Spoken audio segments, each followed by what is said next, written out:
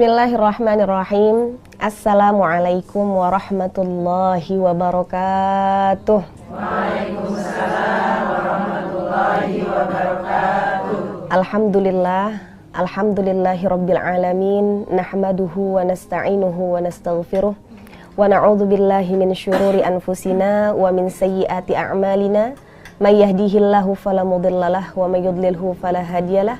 Asyhadu an la ilaha illallah wahdahu la syarikalah wa asyhadu anna sayyidana wa nabiyyana Muhammadan abduhu wa rasuluh. Alhamdulillah, kita bersyukur kepada Allah Subhanahu wa taala. Pada pagi hari ini kita Allah berikan nikmat yang begitu luar biasa. Allah ringankan langkah kaki kita untuk bisa bersama-sama menuntut ilmu. Mudah-mudahan perkumpulan kita pada pagi hari ini menjadi perkumpulan yang menjadi sebab turunnya rahmat, maghfirah dan keberkahan dari Allah Subhanahu wa taala. Kita duduk di sini, mudah-mudahan kelak kita bisa duduk bersama-sama di syurganya Allah. Amin amin ya rabbal alamin. Sahabat Abu Bakar As-Siddiq radhiyallahu anhu mengatakan, "Man dakhalal gabra bila zadin faka'annama rakibal bahra bila safinah." Sahabat Abu Bakar As-Siddiq radhiyallahu anhu mengatakan, barang siapa yang dia masuk ke dalam liang kuburnya tanpa bekal, seakan-akan dia sedang naik di atas laut tanpa perahu. Bayangkan ibu-ibu sekalian, kalau kita di laut kagak pakai perahu, apa yang terjadi? Tenggelam, ya. Ibu bisa renang nggak? Nggak bisa, ya. Yang bisa renang pun mungkin tenggelam, apalagi yang tidak bisa renang. Itu artinya apa? Hidup ini perlu bekal, ya. Maka saya akan menyampaikan pada kesempatan pagi hari ini satu riwayat dari hadis baginda Nabi Muhammad SAW ketika turunnya ayat daripada surah At-Taubah ayat 34. A'udzubillahi minasyaitonirrajim. Bismillahirrahmanirrahim. Walladzina yaknizuna adh-dhahaba wal fiddah wa la yunfiqunaha fi sabilillah fabashshirhum bi'adzabin alim. Allah Subhanahu wa taala firmankan dalam Al-Qur'an, dan barang siapa mereka yang mengumpulkan, mencari adz-dzahab wal fiddah, emas dan perak, wala yunfiqunaha fi sabilillah, dan dia tidak berikan hak atas emas dan perak yang dia miliki untuk sedekahnya, untuk zakatnya, fabashshirhum bi'adzabin alim, maka berikanlah kabar. Di sini dikasih kiasan, bisyarah. Kabarin kepada mereka tentang apa? Tentang azabnya Allah yang sangat pedih. Sebab daripada turunnya ayat ini, kemudian para sahabat nih bertanya-tanya. Ya, bertanya-tanya. Lalu sahabat Nabi Muhammad SAW yang bernama Thauban radhiyallahu anhu mengatakan, satu ketika kami sedang berada di perjalanan bersama dengan Nabi Muhammad SAW. Kemudian salah satu dari kami, yakni Sayyiduna Umar bin Khattab radhiyallahu anhu bertanya kepada Nabi Muhammad, "Ya Rasulullah, lau alimna ayyul mali khairun fanattakhidah."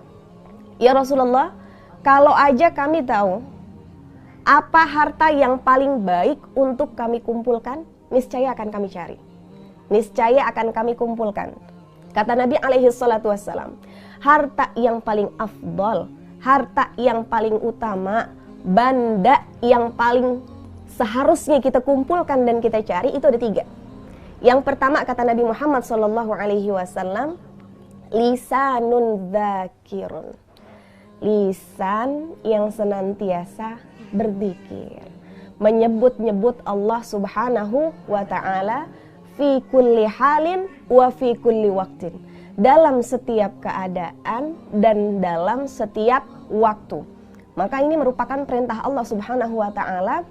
Apa kata Allah dalam Al-Qur'an? Ya ayyuhalladzina amanu dzkurullaha dzikran katsira wasabbihuhu bukratan wa asila. Allah Subhanahu wa taala firmankan dalam Al-Qur'an, perintahkan dalam Al-Qur'an, wahai orang-orang yang beriman, berzikirlah kalian kepada Allah dengan zikir yang banyak.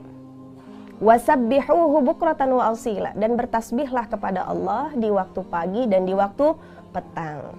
Nah, ini zikir adalah amal yang membedakan antara mukmin dan munafik. Subhanallah. Orang mukmin dia itu berzikir dalam setiap keadaan, qiyaman, berdirinya dia zikir. wa qu'udan, dalam keadaan duduk dia zikir, wa 'ala junubihim, dalam keadaan tidur dia zikir. Dari zikir itu akhirnya dia bisa bertafakur, dia bisa merenung tentang kebesaran penciptaan Allah di langit dan di bumi. Kemudian dia katakan, Rabbana ma khalaqta hadza batila, wahai Tuhan kami, sesungguhnya tidak ada ciptaanmu yang sia-sia. Subhanallah. Sedangkan orang munafik itu sifatnya yura'unan nasa wa la yadhkurunallaha illa qalila. Orang munafik itu sifatnya kalau beramal mencari pandangannya manusia. Gimana caranya biar dilihat orang, biar bagus sholat saya dilihat orang, biar banyak sedekah saya dilihat orang. Wa la yadhkurunallaha illa qalila. Dia nggak ingat sama Allah kecuali dikit, kecuali bentar-bentar, ya, kecuali kalau ada butuhnya doang. Subhanallah, mudah-mudahan kita termasuk ke dalam golongan orang yang mukmin, yang senantiasa basah lisannya dengan zikir. Amin, amin ya rabbal alamin. Ya, baik. Yang berikutnya adalah, yang kedua, qalbun syakir. Hati yang senantiasa bersyukur. Antara zikir dan syukur ini selalu bersandingan. Betul ya? Antara zikir dan syukur bersandingan. Fadhkuruni azkurkum washkuruli wala takfurun. Maka berzikirlah, maka ingatlah kepadaku, aku akan mengingatmu, kata Allah. Washkuruli, dan bersyukurlah kepada aku, wala takfurun, dan janganlah kalian kufur. Masya Allah. Ini ketika kita bersyukur, ya, kita harus tahu syukur ini ada maratibnya. Hati yang bersyukur ini ada tahapannya.